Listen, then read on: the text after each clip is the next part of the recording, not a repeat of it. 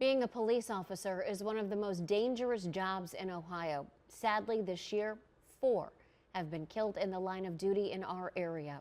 And now there's a new push to keep all cop killers behind bars. 19 News reporter Aria Janelle explains.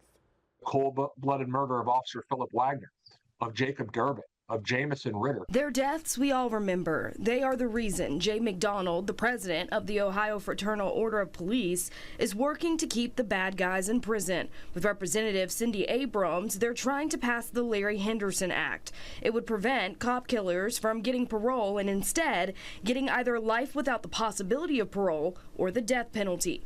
Officer Henderson was killed in Cincinnati while directing traffic. We're not talking about changing the judicial standards. What we're talking about is reserving the worst penalties for the worst crimes. The bill is still in its early stages, but if it becomes law, it could mean a lot to people like Jessica Riley. We spoke to her last week when one of her grandfather's killers was granted parole.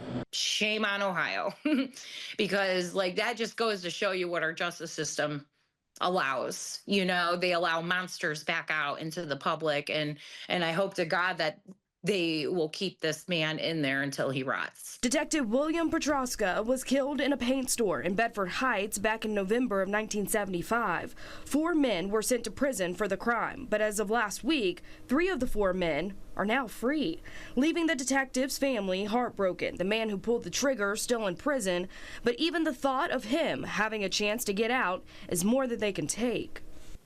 I don't want these men out.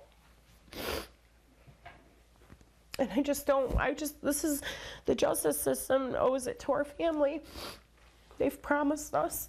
If the Larry Henderson Act becomes law, it would take that possibility off the table. McDonald says bringing peace to not only Riley and her family, but others whose loved ones made the ultimate sacrifice. For 19 News, I'm Aria Janelle.